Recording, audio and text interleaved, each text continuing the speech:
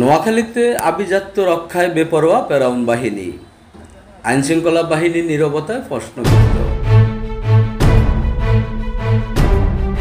দেখছেন desk report.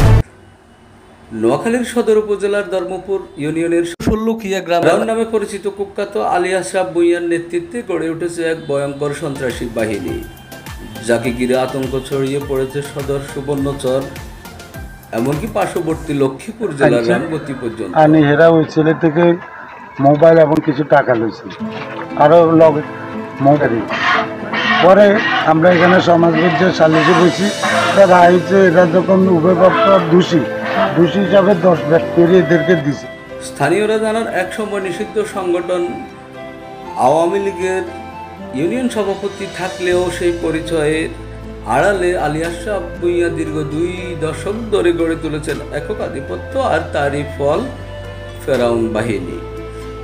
এই বাহিনীর বিরুদ্ধে রয়েছে চাঁদাবাজি, জমি দখল, অস্ত্রের মুখে মানুষকে জিম্মি করা, এমনকি মাদকের সঙ্গেও সংশ্লিষ্টতার ভয়ঙ্কর সব অভিযোগ রয়েছে। অর্থের লোভে নিজের 2 ছেলে নাজিমউদ্দিন ও আজিমউদ্দিনকে বানিয়েছেন বাহিনীর উপদেষ্টা, এমনকি নিজের আপন বোনকেও বঞ্চিত করেছেন ওয়ারিশি সম্পত্তি থেকে।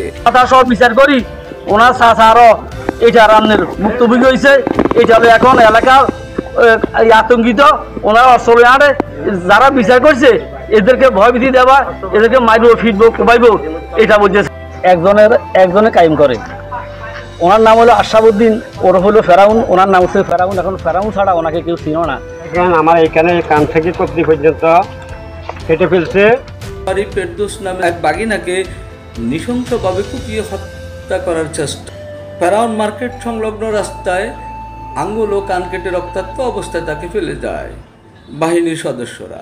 অথচ একাধিক মামলার পরও বিচার পায়নি পরিবার। ক্ষুব্ধ এলাকাবাসী জানিয়েছে, তারা মানববন্ধন সহ বিভিন্ন কর্মসূচির মাধ্যমে বিচারের দাবি জানাবে। জানেন পুলিশে তো নিচে আবার আইয়ে তুই এটা কিলে, আবার আইয়ে তুই এটা কিলে না এটা আমরা বলবো। ফেরাউন বাহিনীর সেকেন্ড ইন কমান্ড ইসমাইলের নেতৃত্বে মাদক ও অস্ত্র নিয়ন্ত্রণ করা হয় দাবি এলাকাবাসীর। ভুক্তভোগীরা জানান, 2024-এর গণ অভ্যুত্থানের পর এখনও অনেকেই বাড়িতে ফিরতে পারছেন না। সবচেয়ে উদ্বেগের বিষয়, এত সব অপরাধের পরও ফেরাউন তার বাহিনীর বিরুদ্ধে এখনও পর্যন্ত কোনো দৃশ্যমান পদক্ষেপ নেননি আইনশৃঙ্খলা বাহিনী।